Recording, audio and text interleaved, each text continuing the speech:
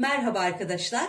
Bugün Laz böreği yapıyorum. Hazır yufka ile oldukça kolay yapılan güzel bir tarif. Bayramlarda, özel günlerinizde rahatlıkla yapıp misafirlerinize ikram edebileceğiniz gerçekten çok güzel bir tarif. Laz böreği şerbetli bir tatlı.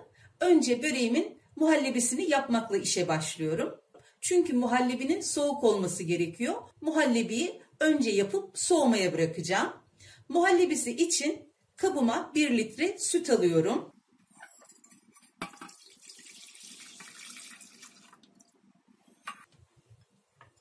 İki yemek kaşığı tepeli olacak şekilde un. Yine 2 yemek kaşığı nişasta. 1 paket vanilya.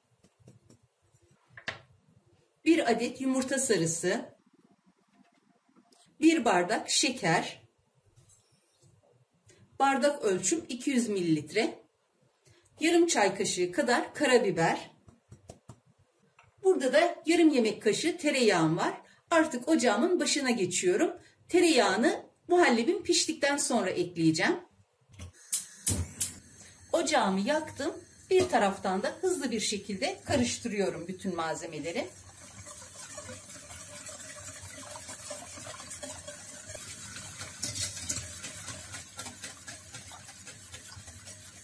Kaynayıncaya kadar hiç aralıksız böyle sürekli karıştıracağım.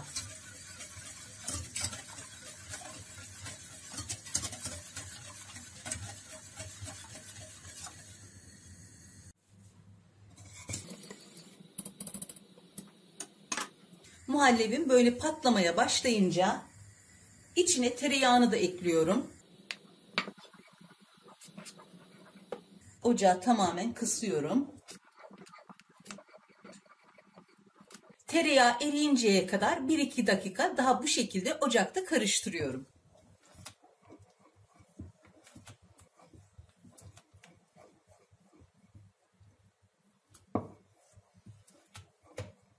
Bu kadar yeterli. Ocağı kapatıp şimdi soğumaya bırakacağım. Muhallebinin daha çabuk soğuması için başka bir kaba aktardım. Üstünün kabuk bağlamaması için bu şekilde üzerini sıkıca kapatıyorum.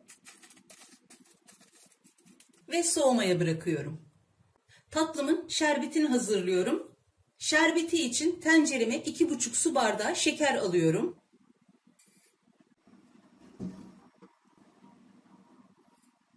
Şekerin üzerine 2,5 su bardağı da su ekliyorum.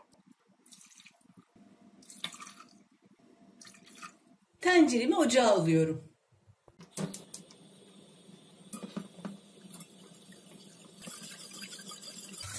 Şekerler eriyene kadar karıştırdım. Şerbetim kaynamaya başladı. Bu aşamada ocağı orta kısığa getiriyorum. İçine de şöyle ince bir dilim limon atıyorum. Yaklaşık 15 dakika bu şekilde ocakta kaynatacağım. 15 dakikadır şerbetim kaynıyor. Ocağı kapatıyorum ve şerbeti soğumaya bırakıyorum.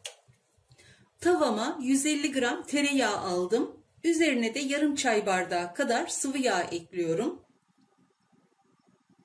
Ve yağımı eritiyorum. Yağımı erittim. Tereyağının üzerindeki köpüklerin hepsini tamamen temizliyorum.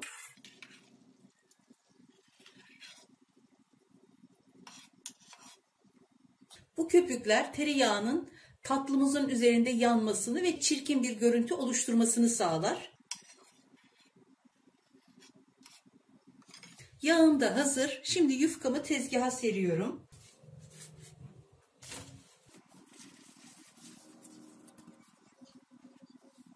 Tepsimi yufkanın üzerine yerleştirip kenarlardan fazlalık oluşmaması için tepsimin boyuna göre ayarlayıp kesiyorum.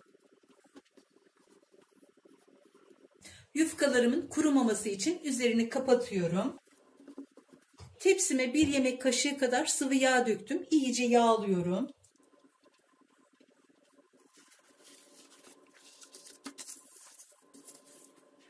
İlk yufkayı serdim. Her kata birazcık yağ gezdiriyorum. Döktüğüm yağı yufkanın her tarafına yayıyorum.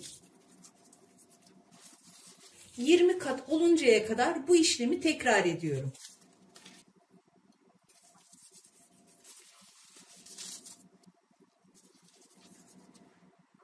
21. kata gelince şu şekilde yağlamadan seriyorum. Soğuttuğum muhallebiyi iyice karıştırıp üzerine gezdireceğim.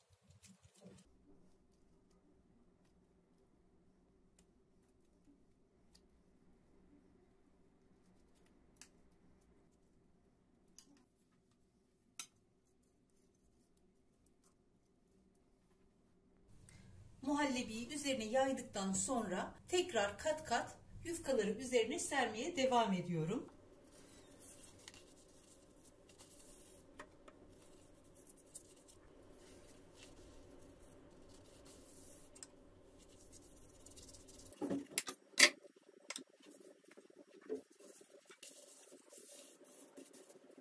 Toplamda 41 kat baklavalık yufkayı her katına yağ sürerek bu şekilde tepsime dizdim.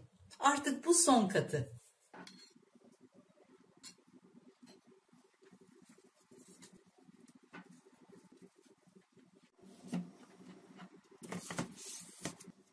Fırına vermeden önce tatlımı dilimlere ayırıyorum.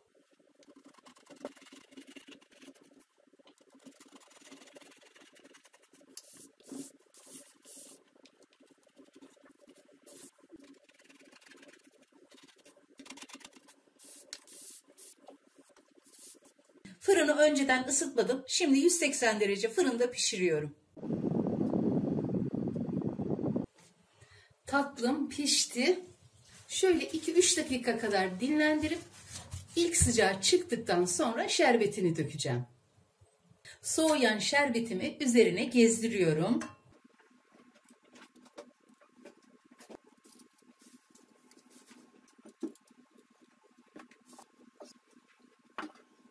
Tatlımı en az 2 saat dinlendireceğim.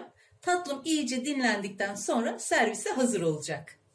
Tatlımı yaklaşık 2 saat kadar dinlendirdim. Dilimlerin birbirinden rahat ayrılabilmesi için bıçakla bir tur daha üzerinden geçtim. Şimdi tatlımı servis tabağına alıyorum.